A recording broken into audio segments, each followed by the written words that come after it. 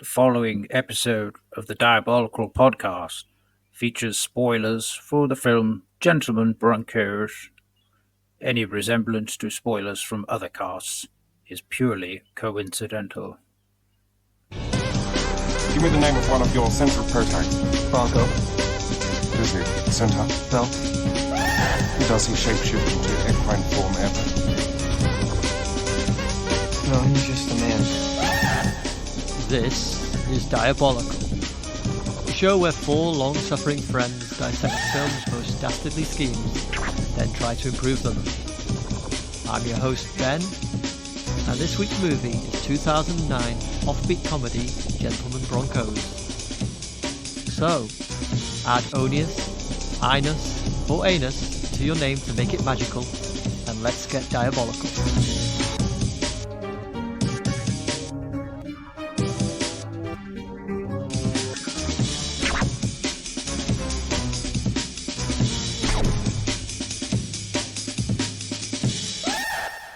Hello and welcome to the show.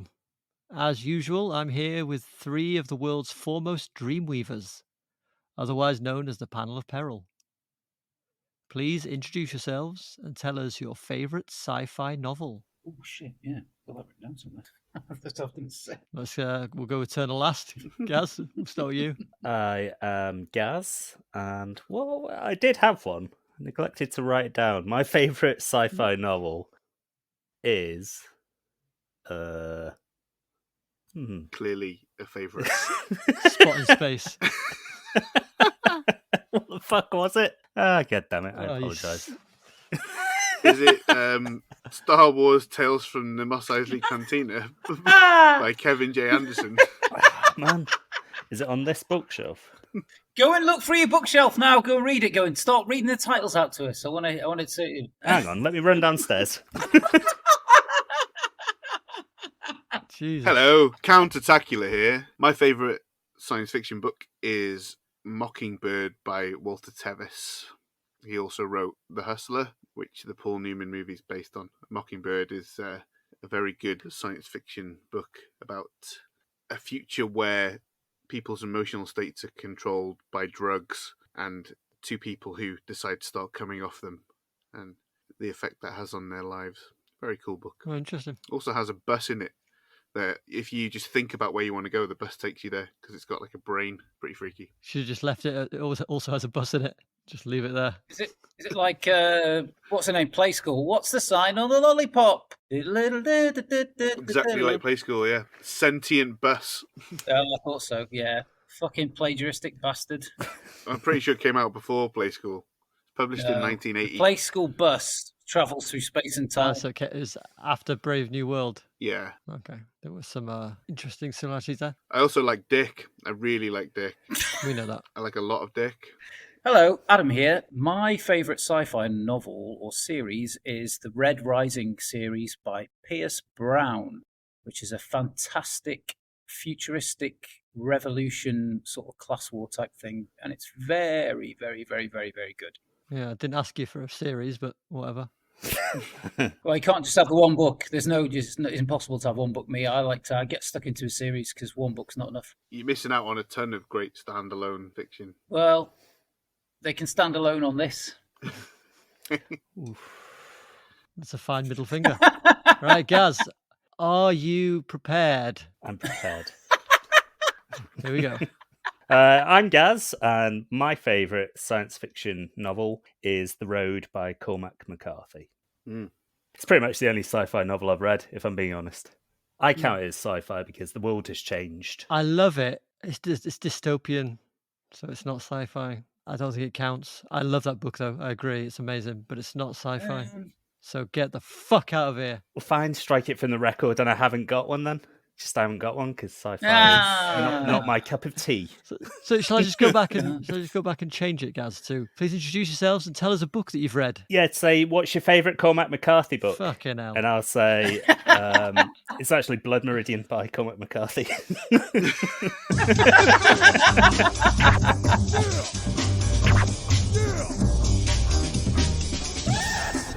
Later, we'll be competing to see who can come up with the most diabolical scheme and earn laser-tastic peril points for the diabolical leaderboard. But first, let's take a closer look at this week's movie. Released in the autumn of 2009, Gentlemen Broncos was director Jared Hess's third directorial outing following Napoleon Dynamite and Nacho Libre, and was co-written by Hess and his wife, Jerusha. Opening in just a handful of theatres after having its national release pulled, it was a complete commercial flop, grossing a paltry $118,000 against a budget of $10 million. Bloody hell. Fucking Critics widely panned the film, labelling it unsavoury and a misfire. It currently holds a lowly 20% rating on Rotten Tomatoes based on 80 reviews. However, in recent years, calls for the film to be reappraised have arisen from publications such as The New Yorker, which in 2018 described it as truly a great film with no asterisk whatsoever. Gentlemen Broncos centers on homeschooled Utah teenager Benjamin Purvis, played by Michael Angarano, whose science fiction novella is plagiarized by Ronald Chevalier, a prolific but pompous sci-fi writer played by Jemaine Clement. At a camp for aspiring fantasy and science fiction writers, Benjamin decides to enter a contest announced by Chevalier, submitting Yeast Lords, a story he wrote in honor of his late father, in which the hero, Bronco, played by Sam Rockwell, has his gonads stolen by an evil overlord who plans to produce an army of clones from them. After a call from his publisher telling him that his latest manuscript has been rejected, Chevalier, in a moment of desperation, picks up Benjamin's story from a pile of contest entries and decides to pass it off as his own. Benjamin's accusations of plagiarism fall on deaf ears until his mother, played by Jennifer Coolidge, hands him a box of all his manuscripts, which have been officially registered with the Writers' League of America, and includes a copy of Yeast Lords, proving that he was the true creator all along. To me, Gentlemen Broncos is a sincere and at times genius comic masterpiece, which tackles big subjects such as faith, identity, and authenticity with endearing likeness. While it may not have enjoyed the commercial or critical success of Napoleon Dynamite, its outstanding cast and distinctive, bordering on bizarre storytelling deserve at least a second chance. But does the panel agree? Gaz, if you had mammary cannons, what word would you laser etch onto the side of your car to describe this film? I would etch the word good with my memory cannons onto the side of my car. It is genuinely very funny, and I think it's got quite memorable characters, particularly Jemaine Clement as Chevalier. But by the same token, there's something about how stylized all the characters are that keeps me personally at arm's length.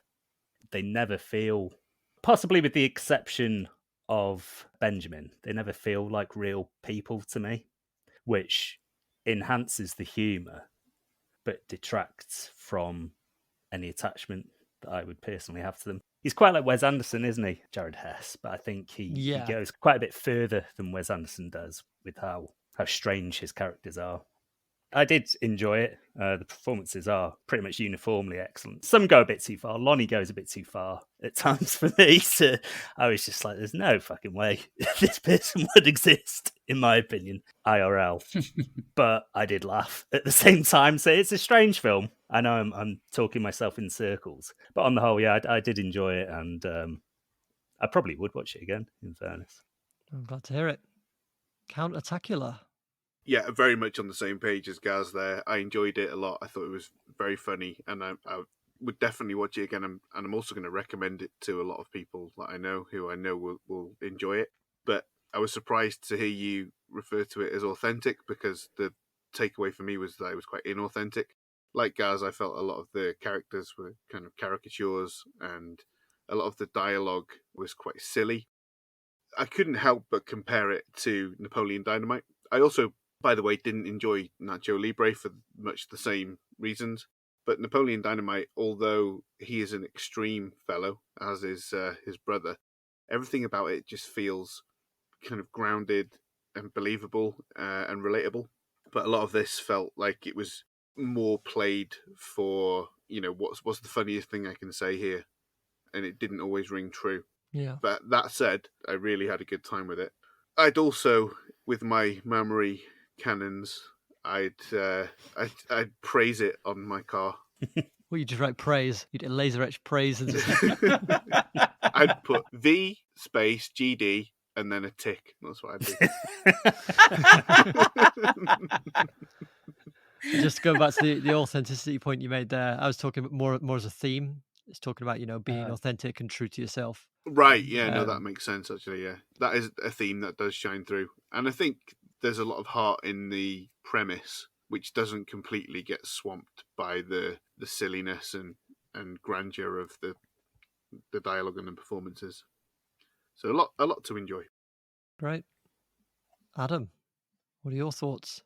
Well, I think the three of us, other than yourself, Ben, we hadn't heard of this film before, I don't think. No. I certainly hadn't anyway. So I went into it, like I said I was going to go into it. I didn't have any le cinéma hors d'oeuvre or any film foreplay.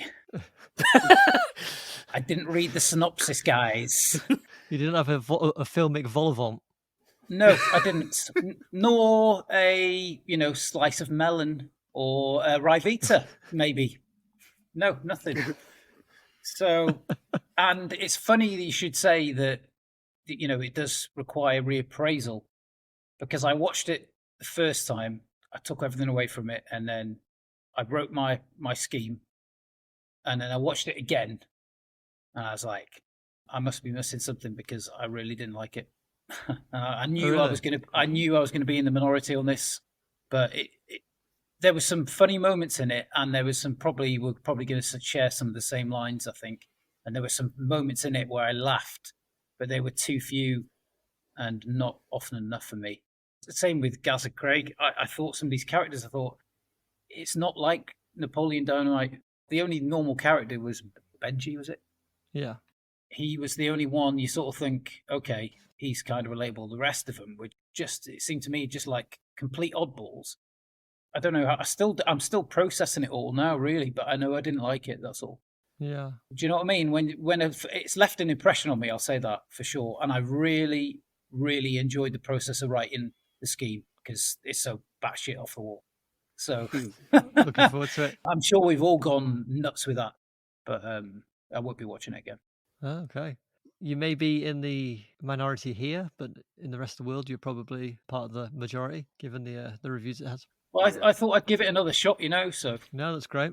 And then when you said about that, and people were saying maybe it's time for reappraisal, maybe I will. I can't say I won't, because I thought Prometheus was a load of shit when I saw it in the cinema, and then years later I watched that, and I thought it was brilliant.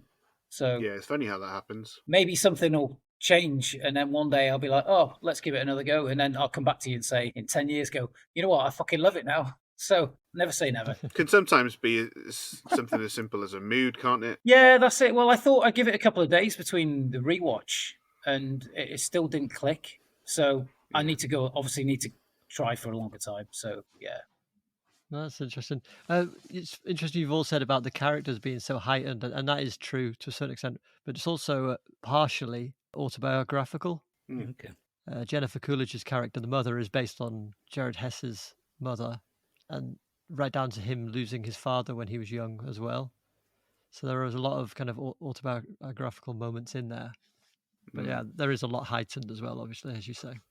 Did his mother really make the strange popcorn ornaments like cars and so forth? That was his grandmother. Okay. Right. Smashing them to bits to eat them. That was it. No one could buy intimate parties. Everyone was just chiseling the bits of popcorn everywhere. Yeah. So he'd put a lot of himself into that film. Yeah. Okay. All right. Before we move on to highlights and favourite lines, we're going to play a little game I'm calling Trivanus. Oh no. I'm going to read some trivia from this film with some banana skins thrown in for good measure. If you think it's true, say, "Take me to your yeast factory." If you think it's fake, say, "You took my nads." Okay. Okay. The title of the film, Gentlemen Broncos, was inspired by Jared Hess's mum. Take me to your yeast factory. Take me to your yeast Take me factory. to your yeast factory. That is indeed true. And she had a weird parenting book called So You Want to Raise a Boy, which was written in the 50s. And there's a chapter in there that talks about the age 16 to 17, which the author calls the Gentlemen Bronco phase of life, where teenage boys like to take their shirts off and mow the lawn. Oh, Gee whiz. silly. Not much has changed these days, has it? I gotta get a hold of that book. All right, next one. Initially, Brutus, Chevalier's version of Bronco, was intended to be played by a different actor. You took my nads. Took my gonads. You took my nads. It was actually true. Ooh. Hess wanted Bronco to be super macho, like a kind of super macho cowboy of the Yeast Lords world. And he wanted obviously something completely different for Chevalier's version. But once Sam Rockwell saw the script, he just said, I want to do it, man. I want to do both. Next, Jemaine Clement was considered for the role of Bronco until Sam Rockwell signed. Take me to your yeast factory. Yeah, take me to your yeast factory. You took my nads. Oh, you got it there, Ton. It was false. Damn. But he did put himself forward for it. When he first read the script, he asked Hess if they had anyone for Bronco yet. And when Hess told him they had Rockwell, Clement said, oh, yeah, he'd be way better than me. I can imagine Jemaine and Brett two-handing that. Brett playing, what's he called? Brutus. Brutus, yeah. Yeah. And sticking with Clement, the accent he did for Chevalier was based on Patrick Stewart's Jean-Luc Picard. You took my nads. You took my nads. Surely it's based on Alan Rickman. Surely. No, it was based on Michael York. Okay. Yeah. I can see that. Yes, quite. Logan's Yeast Run. Yeah, I think Logan's Run was one of the ones he watched to get the accent for it, yeah. Okay, so let's move on to our favourite moments. Adam, would you like to kick us off? Yes, you had I any. do have some. Yes, I do. It's just there's a few bits. I'll just say my top three were the snake shitting on the bloke on what's his name? Mike Yeah. White. Yeah, that's great. Fucking hell. Yeah. In his completely white suit as well. Yeah. So I pissed myself with that. And then the other gross bit for no reason was the pink sick at the stag shooting missiles and stuff. That's just Yeah. so good. Yeah, just the two most like ludicrous bits, really. I know there's plenty of ludicrous bits in it, but those are my two favourite bits. I've got others here as well, but I won't steal them. Don't want to steal anybody's gonads. That's exactly. Slash thunder. Oh, thunderous gonads. All right, Gaz. My favourite sequence is on the bus on the way to the first writing symposium with Chevalier after Benjamin has given Tabitha money for sanitary products and she's just bought a load of crisps and shit. Snacks, yeah. She squirts an absolute ton of moisturizer on her hand, like a ridiculous amount. And Benjamin's trying to massage it in, and then Lonnie starts eating Cheetos, just like crunching them right in her ear and going. And I was just like, what the fuck is going on? But it really made me laugh. It's like, who was getting what out of this situation? Because she seems to be enjoying him making these noises right in her ear hole. It's just crazy.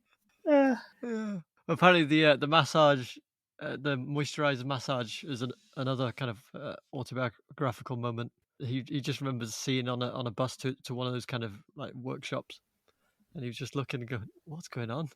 Watching someone massage moisturizer into a girl's hand. We've all done it, and we used a bit too much, but not to that degree. Jesus Christ. Countertacular. What have you got? Well, I've got a number of smaller moments, but I'll pick one for now and see what you come to. My very favourite one is just the way that Brutus blows on the friendship stone. He goes, "Phew."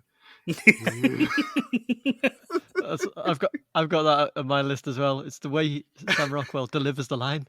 It's a friendship stone. I also love just Chevalier's workshop the power of the suffix. Mm. Yeah. And he asks the girl for a character from her story about trolls, and he just tears her apart. No, I don't like it. Travinus every time.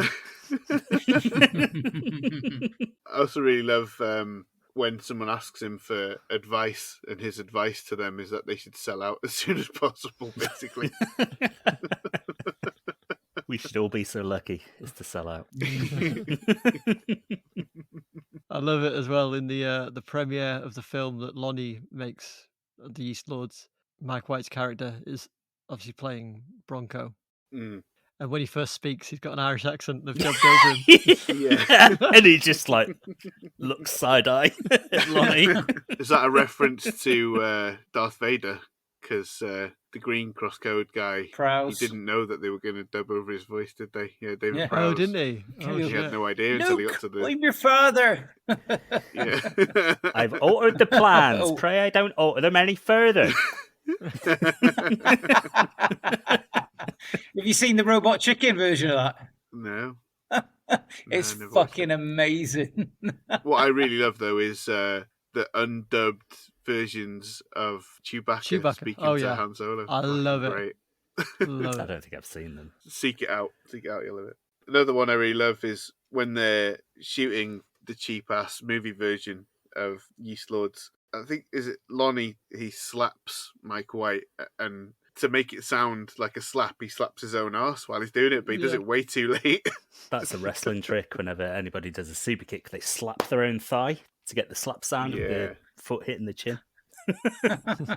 What did you three make of the kind of the distinct worlds in the story? So you have the kind of story of the Yeast Lords. When there's kind of two distinct worlds there. There's Chevalier's version and there's Benjamin's version. Then you have sort of the real world, and then you have Donnie's version of the Yeast Lords as well. So it's kind of these very distinct worlds. What did you make of those? My favourite world was Benjamin's version of the Yeast Lords. I think it's the sky in the background that's always there and how desolate it looks. And Yeah. quite a few times there's like a big moon or a spaceship just in the very background. It's quite aesthetically pleasing to me, that version of the story. Yeah.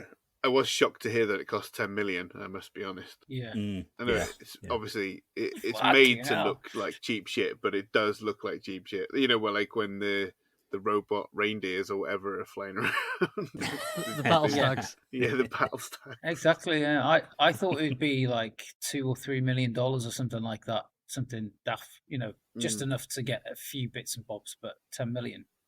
No. Yeah, There we go. it's shocking to me. I wonder how much Sam Rockwell got.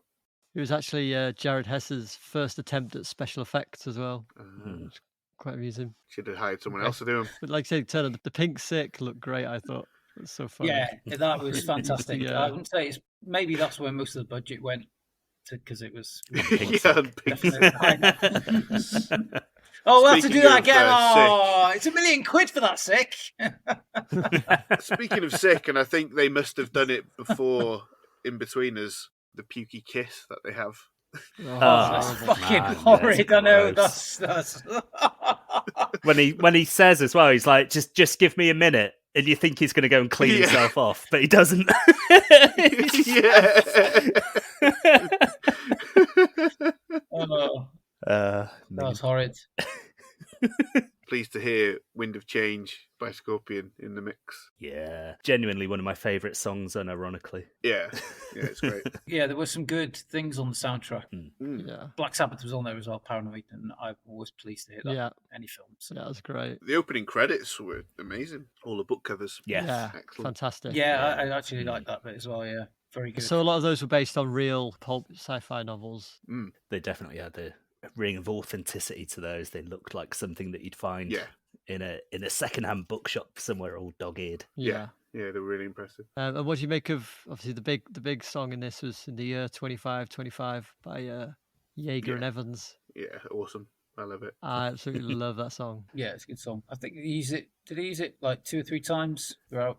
I can't remember. Yeah, it's Yeah. kind of, it's one of the kind of cornerstone songs of the film, isn't it? Just to go back to Winds of Change, just very quickly, a recommendation for the Peril Pals out there. If you're a fan of the song Winds of Change, there's an excellent podcast called The Winds of Change about the rumour that it was written by the CIA to end the Cold War. Really good podcast. Give that a try. Wow. Interesting. So she's kind of she's had a hot property in Hollywood at the moment, Jennifer Coolidge. What do you make of her performance in this? Oh yeah, great. She's reliable. She's great in everything. I was really pleased to see her. I think that probably the first thing we maybe all saw her in would have been American Pie. So I was really pleased when we started getting into, the Christopher Guest back catalogue to see her popping up in that kind of stuff. Best in Show. She is. Yeah, such a talent. Amazing. Yeah. Yeah, I'm a fan of Jennifer Coolidge.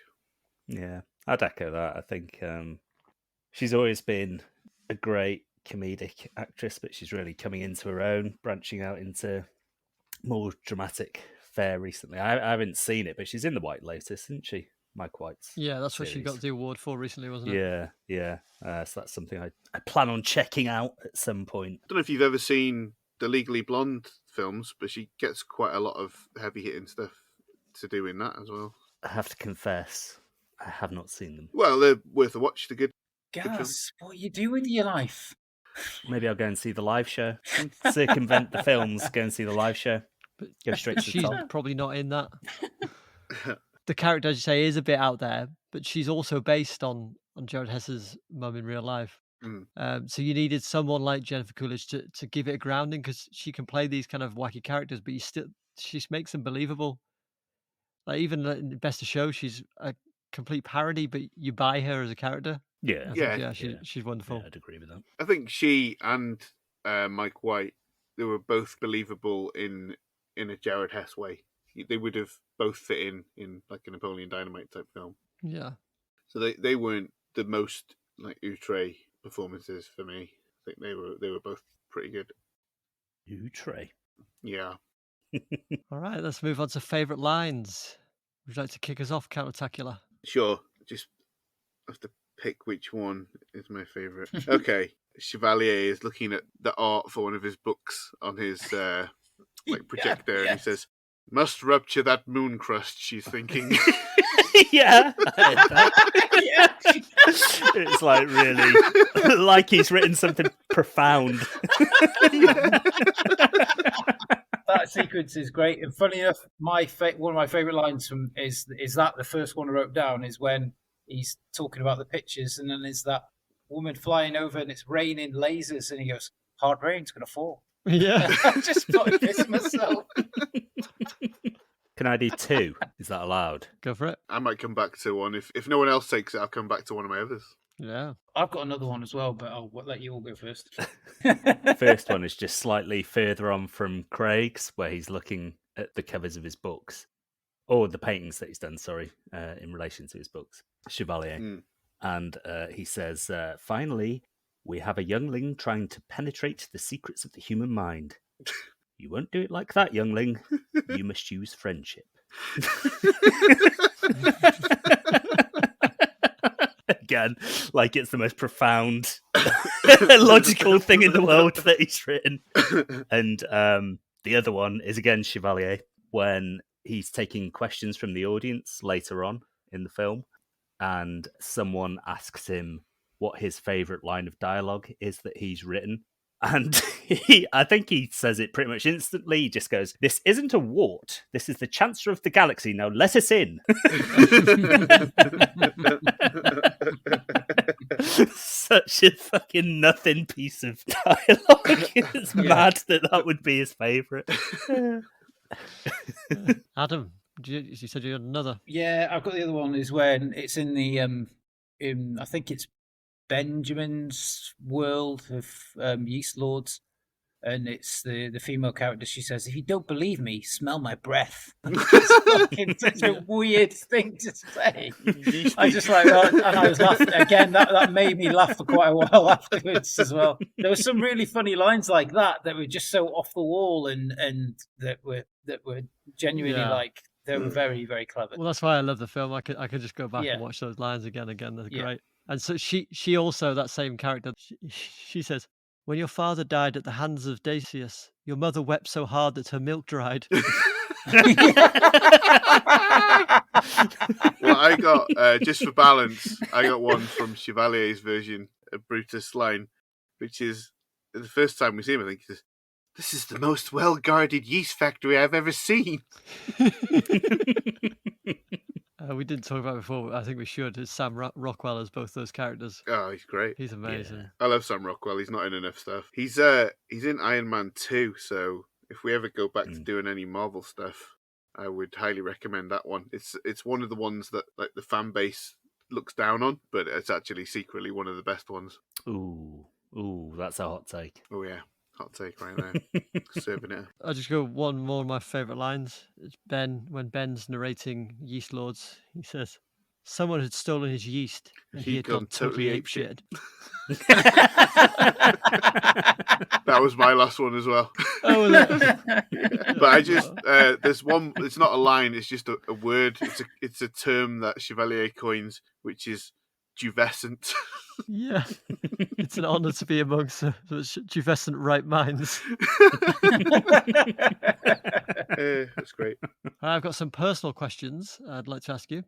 Countertacular, have you ever been caught plagiarising? No. You must be bloody good at it then. Always very careful to cover my tracks. Good answer. Right, Adam, do you most closely identify with Bronco or Brutus? Oh, I'd say Brutus because he's a bit more fruity, and I see myself a bit more fruity. Yeah, you are rather fruity. There you go. Yeah, I'm not a macho guy. Wondering where my testicles are gone. I still know where they are. You can feel them swinging by your knees in the bathroom cabinet, aren't they? They're getting lower and lower. When you got married, they went straight in the bathroom cabinet. You'll have them back one day. I can have them back when I've been good, when I've done my chores. And Gaz, have you ever been shat on by a reptile? Yes. Oh yeah. Oh, pay dirt. Yeah, we had a bearded dragon for a few years, and I'd give him like a warm bath and cordon off a bit in the living room for him to run around, and then sit him on my lap for a bit. And yeah, he did a massive shit on my lap one day. It was gross. Absolutely disgusting.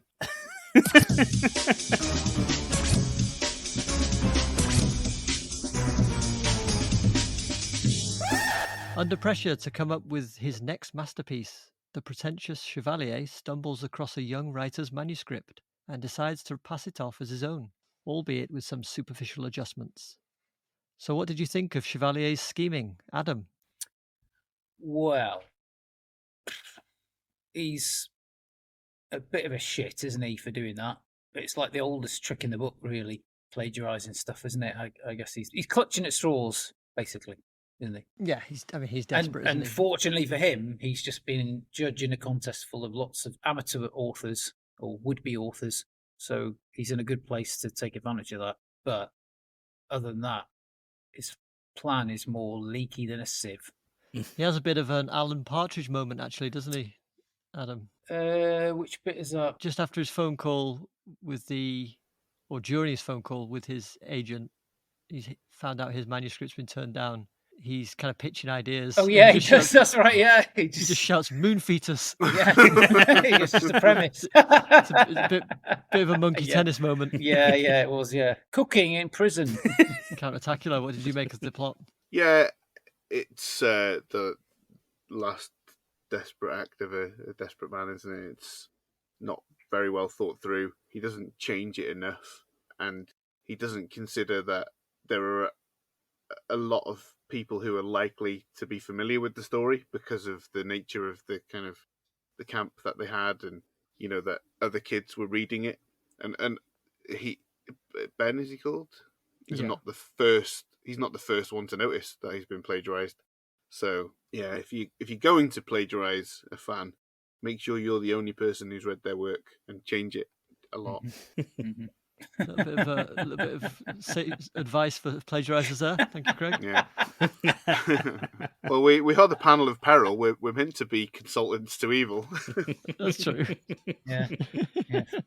And I would echo pretty much the same thing. He was never going to get away with it, was he? He didn't change it enough. There was always a chance that the truth about Benjamin's manuscript would come out, and I would imagine in real life that would completely ruin you. Is it actually a criminal offence, plagiarism? Not actually I sure. think if you went to court, especially in America, you'd be fucked. Yeah. Yeah, it'd be suing, wouldn't it? Yeah. Yeah, so I think he's... I would have stuck with the Sandcastle Diaries if I was him and just beavered away at it and built those sandcastles as high as I possibly could rather than trying to build a mountain of Marmite as he tried to do in the end with his version of Benjamin's book. Mountain of Marmite. That is, yeah. That I'd like to see somebody attempt that. That's my kind of mountain. Turn them away Yeah. through that, no problem. Just using your tongue, though. Oh yeah, very dexterous tongue. You're not allowed to have a drink. You're only allowed to have one drink per hour. Ooh, I reckon you'd probably die of a lethal salt overdose. Yeast infection. I think you get thrush, but after about half an hour. Yeah. Can you get thrush from Marmite? It's got yeast in it, innit? Possibly, yeah, possibly. It's yeast extract, isn't it? It's not actually Exactly. yeast. Yeah, but if you had enough of it, I don't think so.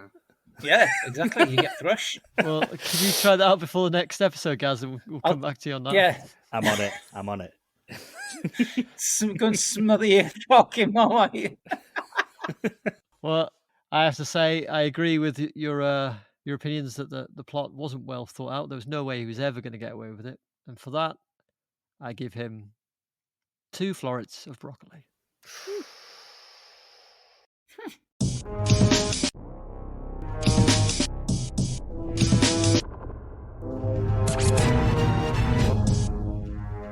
This is the part of the show where we compete to see who can improve the villain's scheme the best to earn precious peril points for the diabolical leaderboard. We'll each share an alternative plan and vote for our favourite at the end. Chevalier turns to plagiarism in order to save his floundering career, but his deceit doesn't go unnoticed for long. Gaz, what would you have done differently? Here we go. I'm excited for this one. Well, hopefully I haven't hyped it too much. Oh, you have. There's many eggs in this pudding. Many eggs. Let's hope it's egg custard and not... Salmonella. Yes. Thoroughly thwarted by the dreaded writer's block, Chevalier has rummaged through his bag of writer's tricks. He supped from the goblet of his peer's work, to no avail. He has soared like an eagle, or perhaps swam like a shark, in the thermal currents of free writing. It turned out shit. He's even sunk as low as a stratus cloud by briefly contemplating plagiarising a work named Yeast Lords, written by a wee wisp of a boy. This, then, is his last hope, and Chevalier has lain his hopes at the door of a yogi's hut residing near Yellowstone Park. Yeah, he's heard all the jokes, okay, so don't even go there, sister.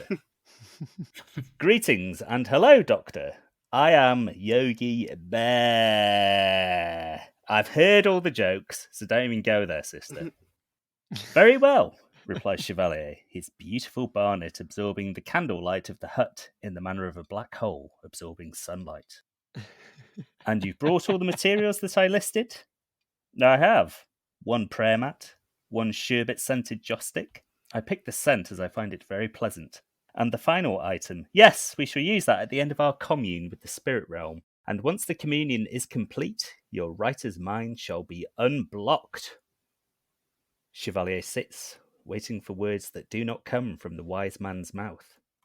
He looks to the side, uncertainly, for clues as to how to proceed. Should we... We shall proceed! Announces the yogi suddenly.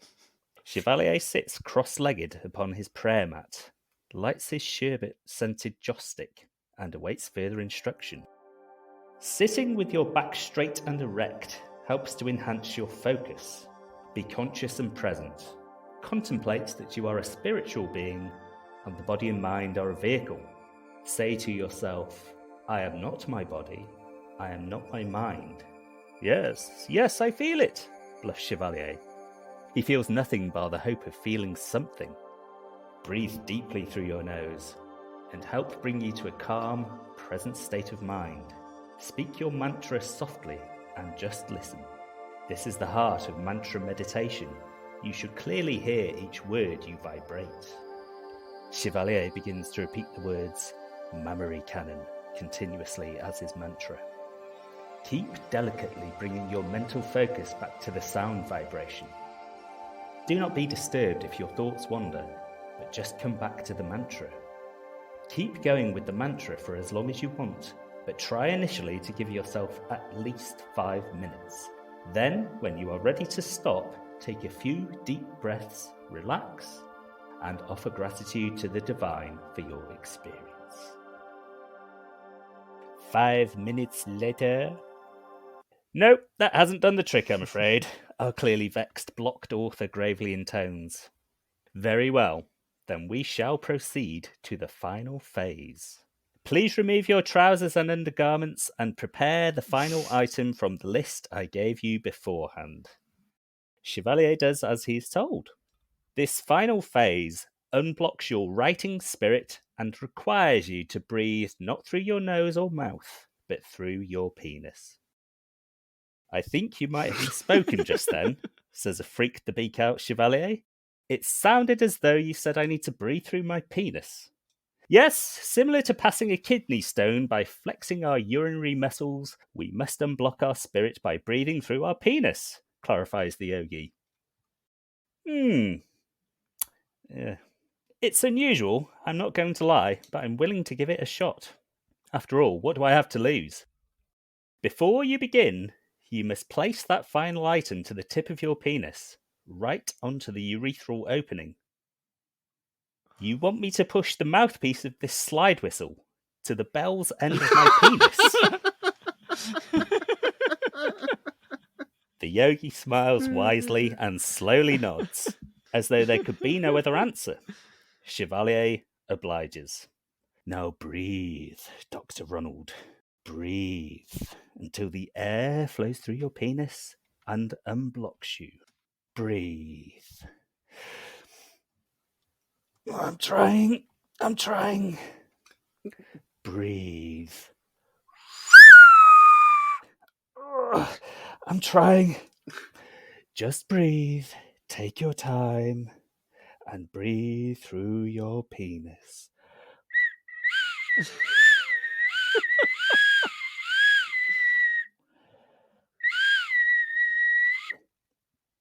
That's it. It'll come. Just relax and breathe.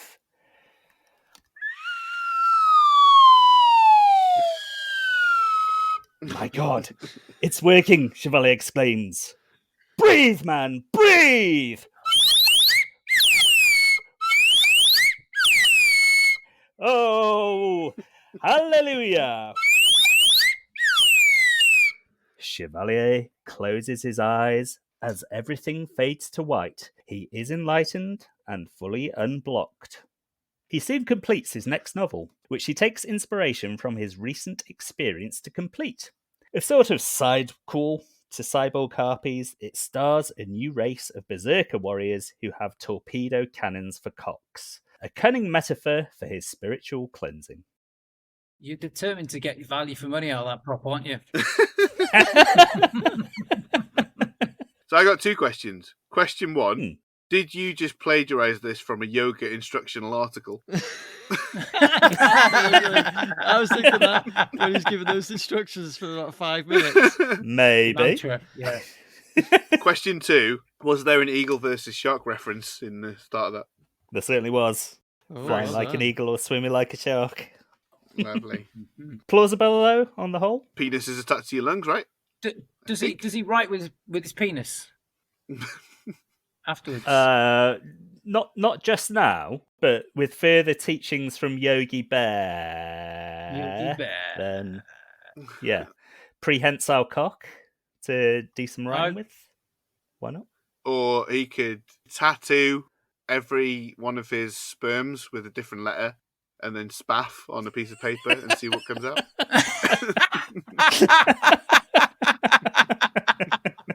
That's a twist on the infinite monkeys with infinite typewriters saying. Isn't it just? Isn't it? Yeah. I was hoping there was a bit, and I thought, oh, he's set this up nicely, and then he was coming into the to the temple, Yellowstone. And I thought he's going to get it, isn't he? And then he didn't. Where was the picnic basket? Where was the picnic basket? It's because it's not Yogi Bear. I don't know if you picked up on this, but Don't even go there, sister. No. It could have been a metaphorical picnic basket. Yeah, but I needed something to allude to a metaphorical picnic basket. So, or like he could have got a boo-boo on his penis. yes, yeah. I reckon if you try to do a slide whistle with your penis, you're gonna get a boo boo or two. What happens if you suck instead of blowing? Oh, Jesus! That's dangerous, isn't it? I guess if he put like a guard, a penis guard, with like a net round the end of his cock and blew right then. Standard penis guard. Yeah. I was thinking like a sneeze guard. Yeah. All right. If there are no further questions, Countertacular, tell us, what would you have done differently? Chevalier's bored eyes took a final glance at some words whose meaning he no longer has the energy or desire to absorb, before he let the pages drop idly from his fingers to the bed, before his body deflated among the sea of amateur manuscripts that littered the duvet. His arms made unconscious swimming motions, a last-ditch struggle to avoid drowning in ennui, and possibly in wee, as he hadn't bothered going to the toilet in a while. The stories were all dog shit, just like all of his own ideas recently. 1,000 monkeys at 1,000 typewriters could surely do better, he thought. A ridiculous notion, of course, but it would probably work. He laughed aloud, almost a scoff. But then, why not? After all, the ridiculous was his forte. The impossible, his dominion. Yes, anything could become real through his words, but in reality, could it be done? Yes! Buying a large number of typewriters or word processors could be done cheaply, thanks to the likes of eBay. Getting hold of the monkeys might prove more difficult, but if he could secure breeding pairs, yes, it could be done. Don't worry about that, it's definitely possible. Excitedly, Chevalier took his iPhone 3G in his hand and started to key in his shopping requirements. M-O-N-K. The phone completed the rest of the word monkeys. He scrutinized the word skeptically.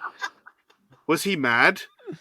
He decided to check to see whether this had been tried practically before, and discovered that a study has indeed been conducted in 2002, when lecturers and students from the University of Plymouth Media Lab Arts course used a £2,000 grant from the Arts Council to study the literary output of real monkeys. They left a computer keyboard in the enclosure of 6 Celebes-crested macaques in Paignton Zoo in Devon for a month, with a radio link to broadcast the results on a website. The monkeys produced 5 pages in total, largely consisting of the letter S.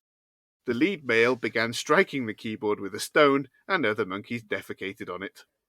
Still, he thought, £2,000 for 6 monkeys.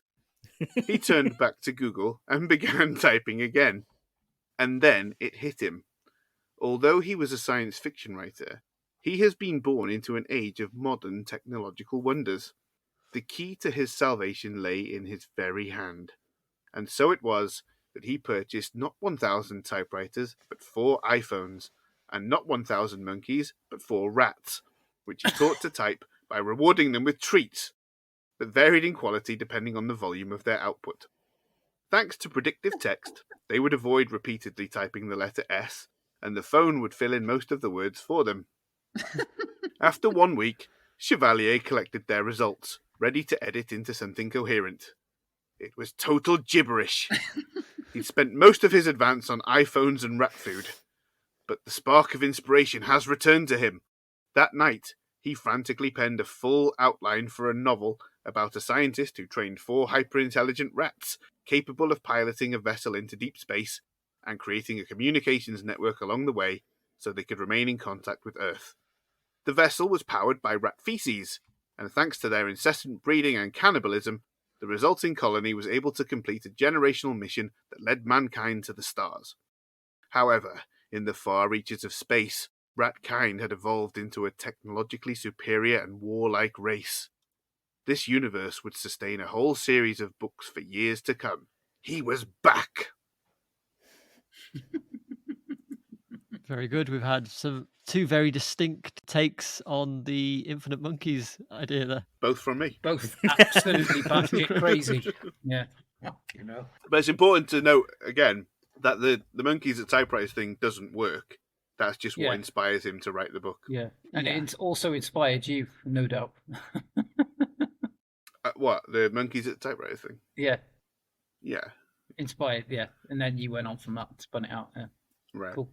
No, I love it. I mean, it did cross my mind when I was coming up with my plan as well, to be honest. What, 1,000 monkeys and 1,000 typewriters? Yeah. Can rats' paws operate iPhones? Ooh.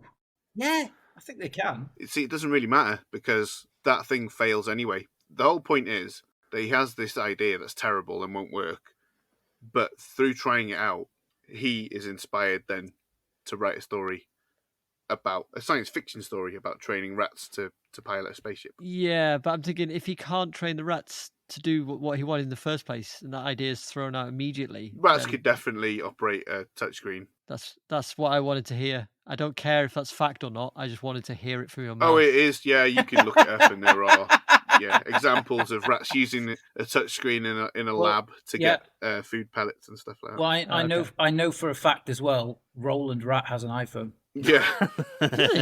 Hey, rat fans. Hey, I'm just playing Flappy Bird. It's a load of shit. The thing that works for me is ultimately that Chevalier would be able to say, I was inspired by myself, which seems like the kind of thing that he would say to me. Yeah. I'm my own inspiration.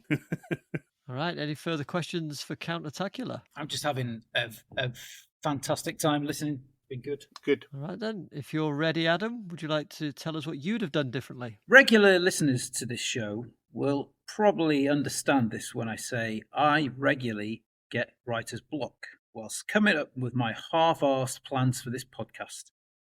I've also struggled in the past with writing assignments for university, so I feel a certain degree of sympathy with Chevalier. Personally, I work best under pressure, and the closer a deadline gets, the more ferociously I work, knowing that the end is in sight and I won't have to do anything until next time. Then the panic and stress can begin again. So I recommend that Chevalier tells his publisher that he has a fantastic new novel for him to read, his best yet, and that he should prepare himself for a big surprise. Chevalier tells him to expect finished first draft in 2 weeks' time.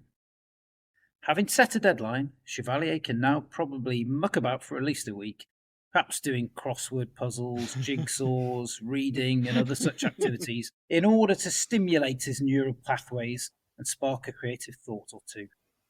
With just a week to go, the heat is on, and if he hasn't already started, the panic will slowly be creeping in.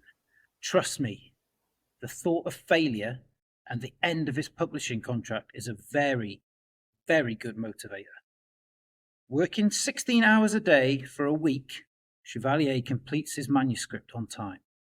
And I think it might go a little like this.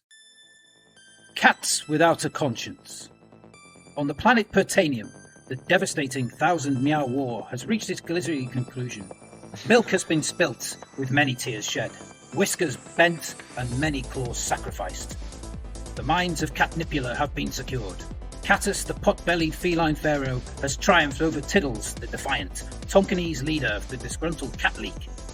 As the victors and losers literally and metaphorically lick their wounds and cough up the occasional furball, deep below ground, the manatees of Tuberculous, led by the fearless tartan sausage of Sporran, have been stirred from their slumber, and they are not happy with a vengeance.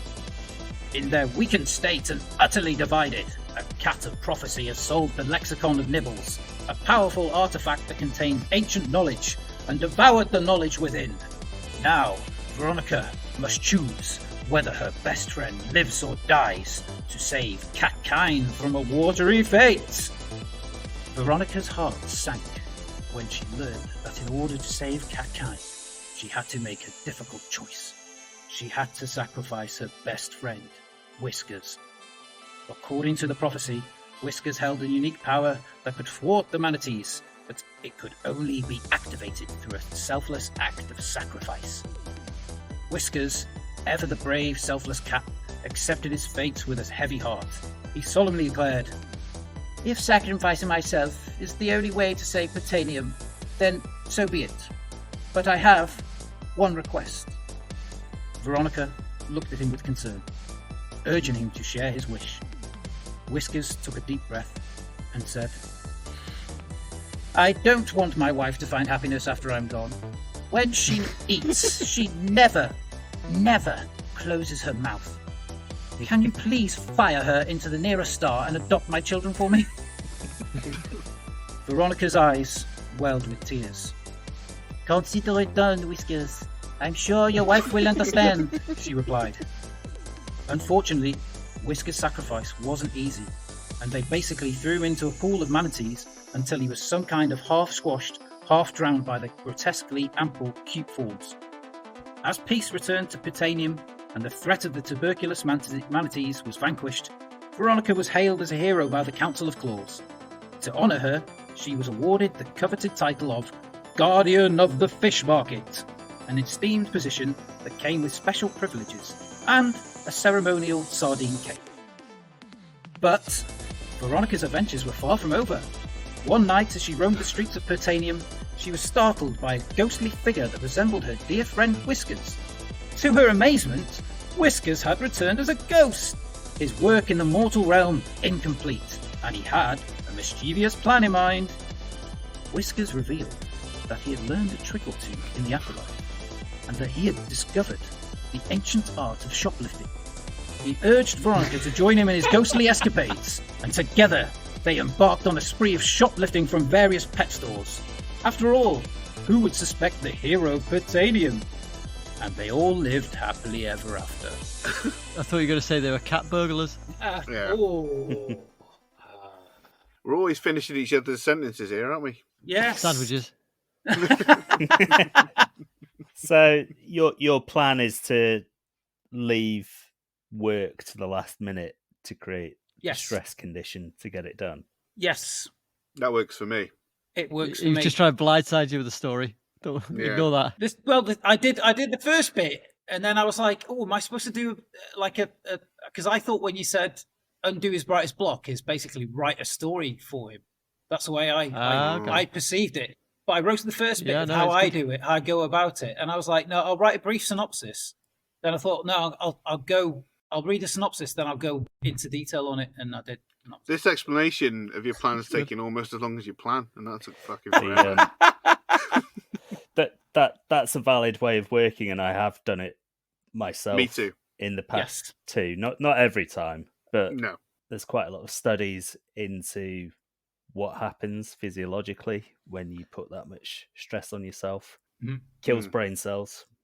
Yeah. Your amygdala grows, your frontal lobe shrinks. So you are actually killing your own brain in increments. Yeah. You're shitting yourself. Yeah, but you come up with shit hot stories, though. Does it heal after? Does it heal after? Quite possibly. I haven't read too deeply into it. But if he did this every time, it stands to reason that the quality's going to get not quite as high as Pertania. Possibly the work might suffer eventually. So I think That's interesting. He's got a short-term solution to a long-term problem. Well, yeah, you've reframed it in my mind, because I was thinking I've worked like that before and it worked really well. it works. It's like I say, I've done it with my uni work, and I did it for 4 years, and then I finished my uni last year, and then since then, more or less, we've been doing this podcast, and it's been working for me quite well so far. So I think it's a tried and tested method for me. But your brain has suffered, evidently. Oh yeah, but I mean, my brain's always suffered, so yeah. It's a resilient old thing. Now we know that Gaz has been using you as a case study this whole time. Yeah, well, I'm not surprised. So Gaz agreed to do the podcast for fodder for his fucking thesis. Yeah, Gaz is the one who keeps going. We've got to do it every week. Got to do it every week. Yeah, that's it. Just absolutely, Punishing deadlines. yeah. That's it. No, got to do it now. Turner's losing his mind, and Gaz is reaping all the benefits. That's it, exactly. I got one question for you, Turner, Yeah. which is in the movie version of Cats Without a Conscience, Mm-hmm. would Veronica be played by Hervé Villachez? Because that's who she sounded like.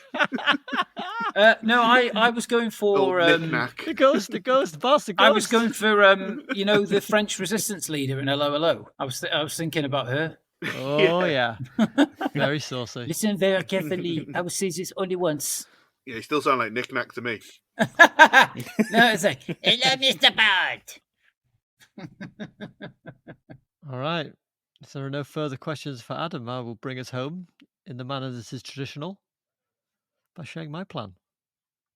The ideas that once burst forth like laser fire from a harpy's mammary cannon have now dried like Bronco's mother's bosom.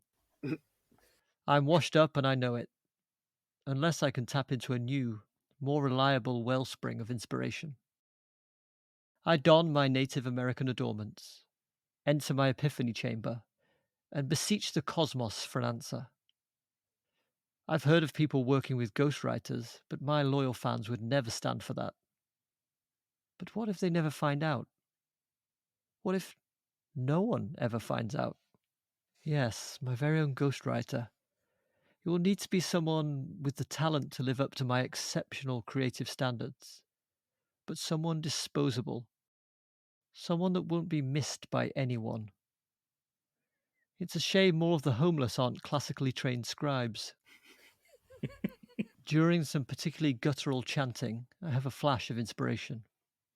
I throw a few things in an overnight bag, grab my keys, and jump in the Chromium Queen, my 1989 GMC Vandura. I drive through the night. My destination?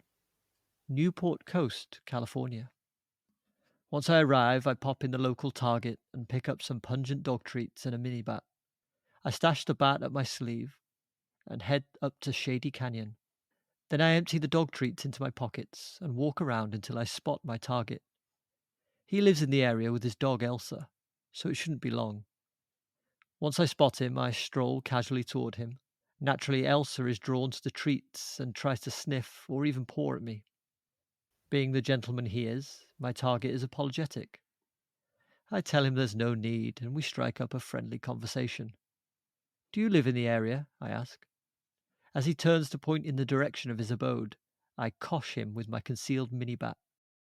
I drag him to the Chromium Queen, dump him in the back, cable tie him, and drive him back to my newly modified basement.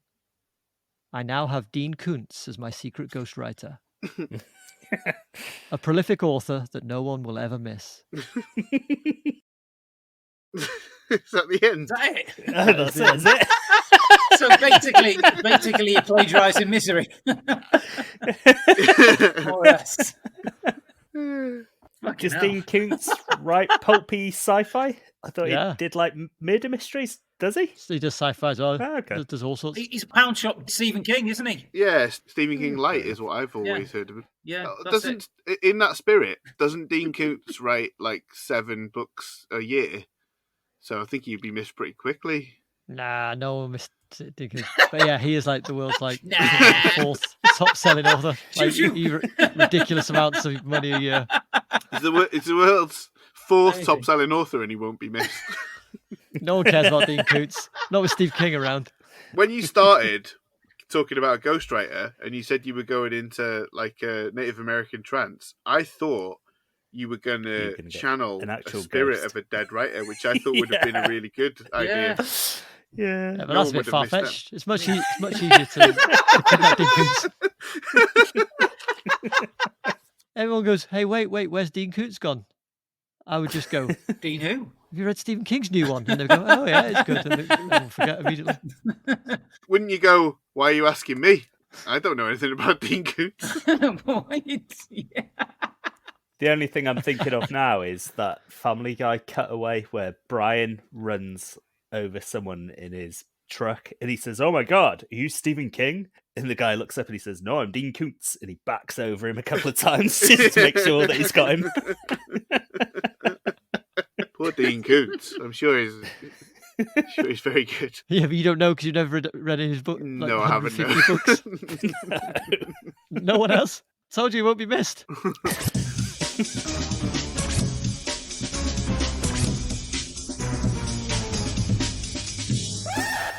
Okay, some absolutely diabolical schemes there. Now it's time to vote. As a reminder, we had Gaz's mystic penis unblocking, Adam's diabolical deadline drama, Count Attacula's infinite rodent inspiration, and my Dean Koontz kidnap craziness. Remember, each vote is worth exactly 1 point for the leaderboard. No more, but certainly no less. Okay, let's start with Count Attacula. Who did you vote for? And Very good. although I agree with Gaz, it might be a short-term solution to a long-term problem. It is nevertheless a solution. Yeah. Yeah, worry about the next one after you got this one out of the way. To hell with the brain. Yeah. Gaz, who you voted for? I voted for Count Attacula. Oh, I like the Oh. teeth. I did a Oh. pair of fangs, look. Oh, that's nice. I very like good. that, yeah. Very creative. Adam, who have you voted for? Oh, yeah. Count Attacula with some very big U's in Like there. a crazy social media person. I'm just glad that you didn't make the big letters spell out cunt.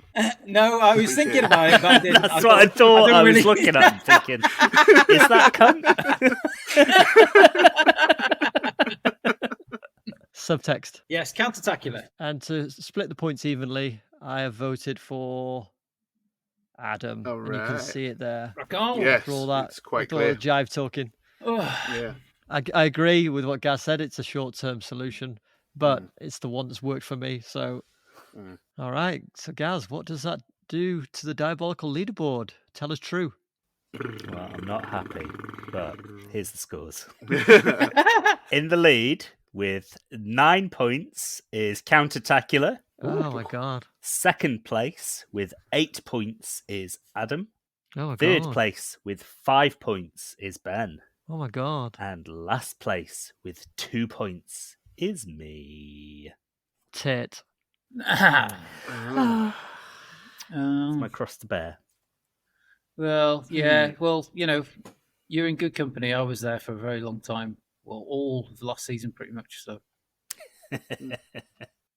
Down at the bottom of the leaderboard, amongst the birds and the bees, there's a little guy called Gareth, and he's got disease. Venereal disease.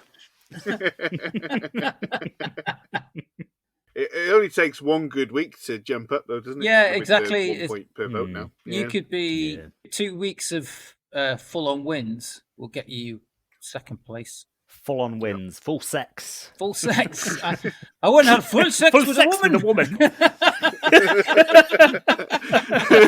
woman. Oh, she was 60, mind.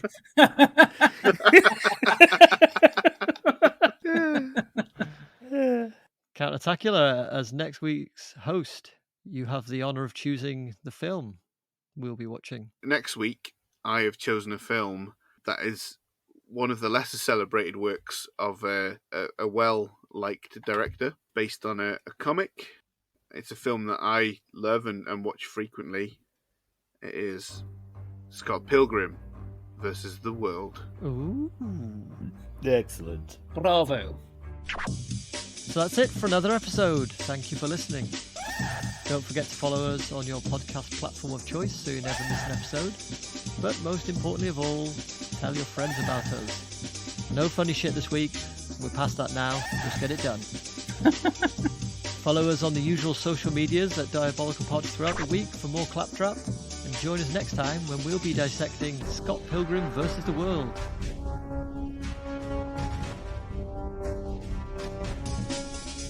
And as always, remember who you are and what you stand for.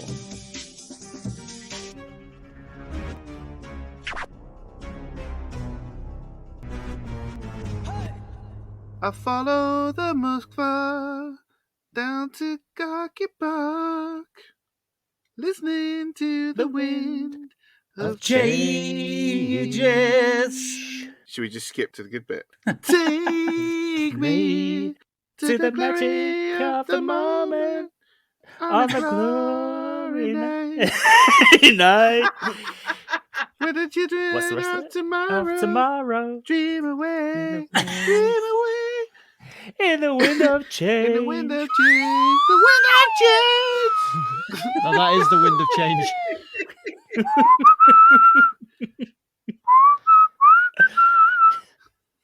Hey, can I do that?